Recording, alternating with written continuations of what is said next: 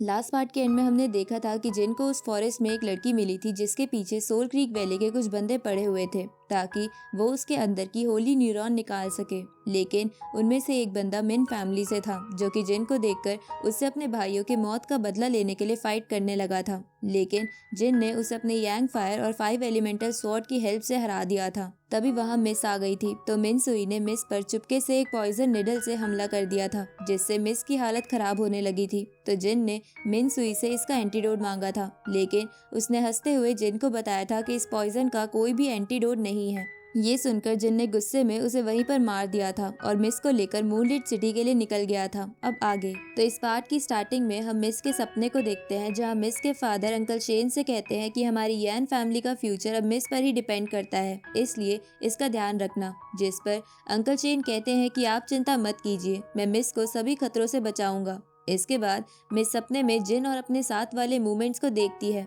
जहां जिन बेवकूफ़ों जैसी हरकतें कर रहा था, लेकिन ये सब मिस को पसंद नहीं आता और वो उसे पीट देती है। लेकिन फिर भी हमेशा जिन मिस को प्रोटेक्ट करता आया है। तभी मिस को होश आ जाता है और वो अपने सपनों से बाहर आ जाती है। तो मिस को होश में देखकर जिन खुश होते उससे पूछता है कि तुम्हें अब कैसा फील हो रहा है, क्योंकि तुम्हारा पॉइजन तो तुम्हारी बॉडी से अपने आप ही गायब हो गया। जिस पर मिस उसे कहती है कि मैं ठीक हूँ, पर तभी मिस अचानक से चुप हो जाती है। तो जिन इसका रीजन पूछता है। इस पर मिस उसे बोलती है कि आज तुमने पहली बार मुझे मेरे नाम से बुलाया है, वरना तुम हमेशा वाइफ वाइफ ही बोलते रहते हो। ये सुनकर जिन मिस से मजाक करते हुए कहता है कि अरे अरे, तुम्हारा नाम तो मैंने गलती से ले लिया था, वरना तुम तो मेरी वाइफ ही हो। ये सुनकर मिस जिन को एक पंच करते हुए कहती है कि हमेशा मौके का फायदा मत उठाया करो। तभी मिस जिन को उसे उतारने को कहती है, जिस पर जिन उससे कहता है कि मेरा ध्यान मत भटकाओ, वरना हम दोनों यहीं गिर जाएंगे। इसके बाद जिन वापस मिस के साथ मजाक करने लगता है और वो ऐसे ही बात करते करते मूनलिट सिटी की तरफ आने लगते हैं। दूसरी तरफ हम इमोर्टल डॉक्टर मेंशन के बाहर का सीन देखते हैं जहाँ काफी सारे लोग आए हुए थे क्योंकि वहाँ एल्केमी कॉन्फ्रेंस होने वाली थी।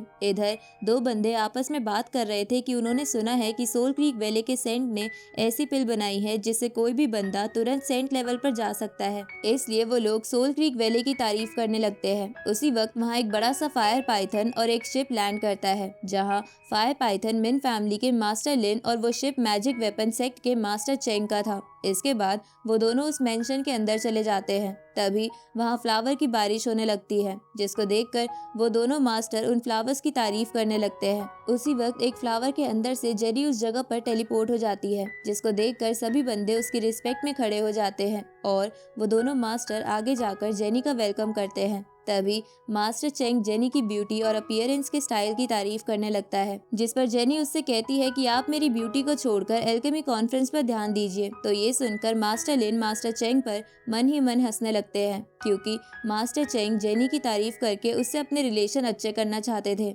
लेकिन जेनी ने उन्हें बिल्कुल भी भाव नहीं दिया था। उसी वक्त वहाँ डॉक्टर सॉन्ग और सोल क्रीक के मास्टर भी आ जाते हैं और वो दोनों भी जेनी को झुककर रिस्पेक्ट देते हैं। इसके बाद डॉक्टर सॉन्ग सभी को अपनी अपनी सीट पे बैठने को कहते हैं। वहीं डॉक्टर सॉन्ग की बेटी टेंशन में थी क्योंकि जिन अभी तक विंड लेपर्ड क्रिस्टल को लेकर नहीं आया था। तभी कॉन्फ्रेंस स्टार्ट होने लगती है तो एक साइड डॉक्टर सॉन्ग और स्कॉट आ जाते हैं और दूसरी तरफ सोल क्रीक का सेंट लिंग लॉन्ग के साथ। उसी वक्त जिन एक कमाल की एंट्री के साथ वहाँ आ जाता है तो जिन को देखकर जेनी खुश हो जाती है। तभी जिन जेनी को देखकर उसे मजाक में बोलने लगता है कि आप जानी पहचानी लग रही हो, तो क्या आप मुझे जानती हो। ये सुनकर मिन फैमिली का मास्टर जिन पर गुस्सा होते हुए कहता है कि तुम हो कौन और तुम जैसे छोटे मोटे लोगों को भला फेरी क्वीन क्यों पहचानेगी। तभी मास्टर चेंग भी जिन पर गुस्सा होने लगते हैं, लेकिन जेनी उन दोनों को शांत कराते हुए कहती है कि आप दोनों कॉन्फ्रेंस पर ध्यान दीजिए। इसके बाद जिन डॉक्टर सॉन्ग के पास जाकर उनसे कहता है कि आज रिफाइनिंग का काम मुझे करने दीजिए। तो ये सुनकर